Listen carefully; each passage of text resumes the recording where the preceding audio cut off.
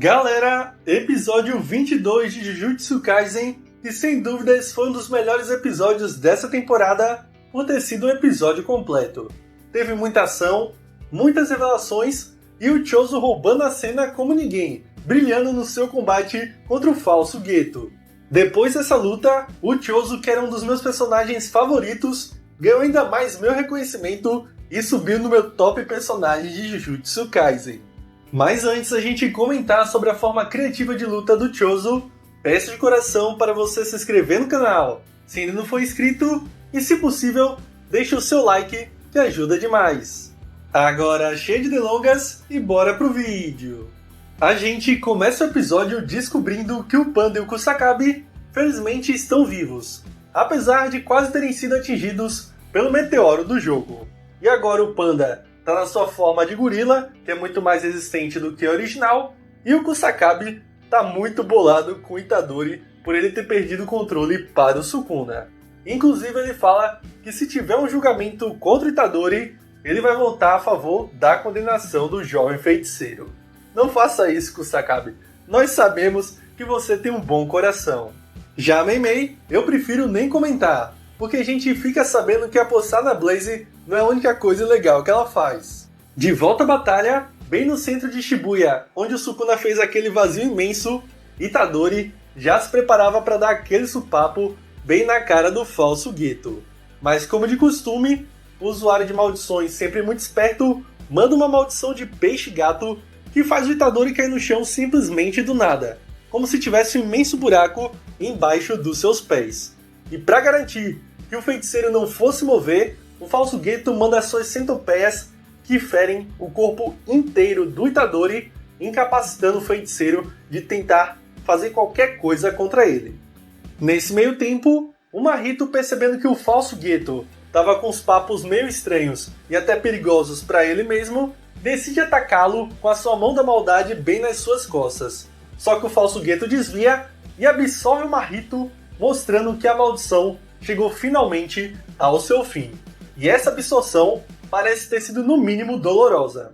Aí o falso Geto, para continuar falando, porque esse cara gosta de falar como ninguém, decide explicar pro Itadori o que era uma técnica máxima, que não chega a ser uma expansão de domínio, mas ainda assim é bem poderosa, como foi o meteoro do jogo e o Uzumaki do verdadeiro Geto. Sobre o Uzumaki, o Geto do Paraguai comenta que ele achava que essa técnica não seria de grande utilidade para ele, porque ela reúne vários espíritos amaldiçoados de grau inferior, gerando uma grande quantidade de energia que ele usa para atacar o seu oponente com um poder extremamente destrutivo. Ou seja, é sacrificar muitos espíritos amaldiçoados que podem ser úteis em algumas batalhas para utilizar em um único ataque. Mas ele muda de ideia quando ele descobre que era muito mais vantajoso usar um espírito amaldiçoado de semi-grau 1 ou acima, porque ainda assim ele manteria a energia destrutiva, usaria aquele espírito, mas a técnica da maldição seria extraída para ele mesmo, sem ter que invocá-la ali na hora. Só que para nossa felicidade, o seu monólogo não dura muito tempo, porque o pessoal da escola de Kyoto chega daquele jeito, demonstrando que eles não estavam ali para brincadeira. Primeiro, a Momo sinaliza a localização do falso Geto para o Kamo tentar atingi-lo com as suas flechas amaldiçoadas. Enquanto isso, a irmã da Maki mete aquele disparate com a sua sniper e também não adianta muita coisa contra o usuário de maldições.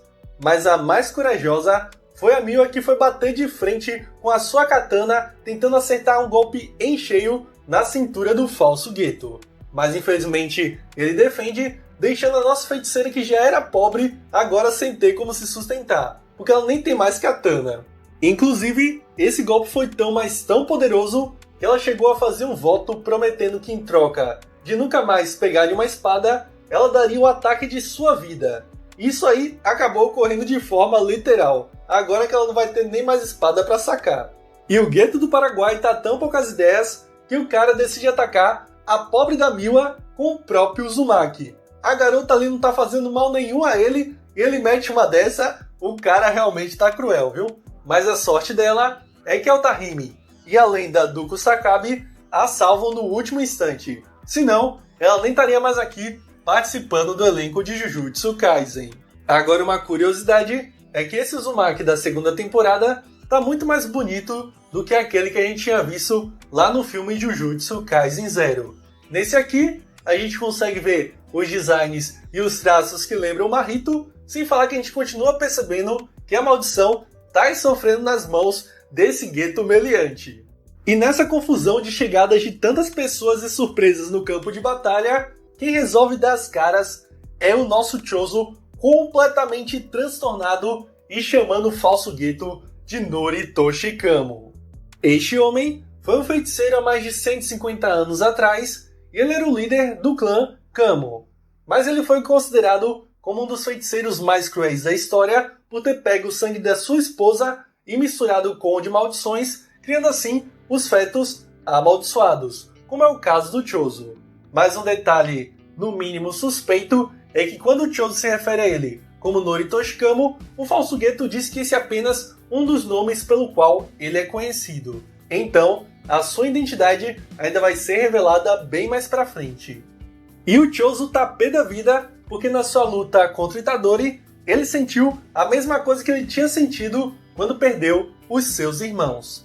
E aí, meus amigos, não tem conversa. O cara parte pra cima do falso Geto como se não houvesse amanhã. A Altairime até tenta atrapalhá-lo, mas não tem jeito. O cara nem liga muito pra ela e vai partir no soco com esse Geto malandrão. E aqui, essa luta ficou muito melhor do que a versão do mangá. Eles elevarem muito a qualidade do material original.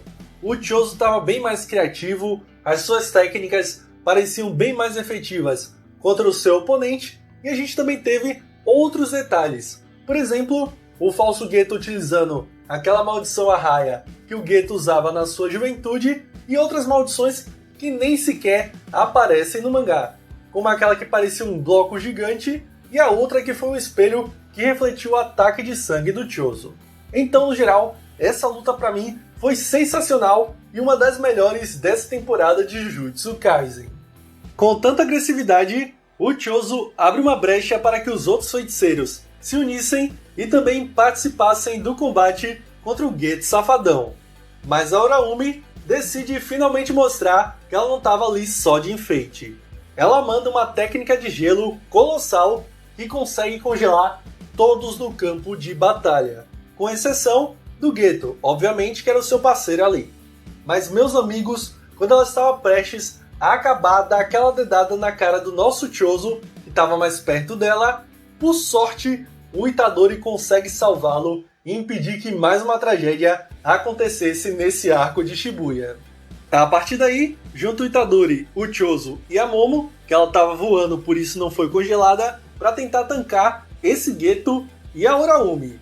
Mas mesmo assim, ela manda outro poder de gelo que congela de novo o pessoal, e dessa vez sem escapatória pro Itadori, e os caras já estavam achando que ia de Vasco ali mesmo. Mas a salvação chegou com a nossa querida e ilustre Yuki Tsukumo. A mestra do Aoi todo chegou perguntando ao Geto no campo de batalha qual era o tipo de mulher dele que ele não tinha lhe dito lá desde a juventude do Gojo. Será que nós vamos saber qual é o tipo de mulher desse malandro aí? Bom, vamos ver no próximo episódio. Mas e vocês? Ficaram assustados com a técnica congelante da Oraumi? Ou se perderam feito Itadori com a beleza da Yuki? Me digam aqui nos comentários. Então, por enquanto é isso, pessoal. Agradeço o apoio de todos. Conto com sua inscrição no canal se ainda não for inscrito. E se possível, deixa seu like que ajuda demais. Vou ficando por aqui. Valeu e até breve. Fui!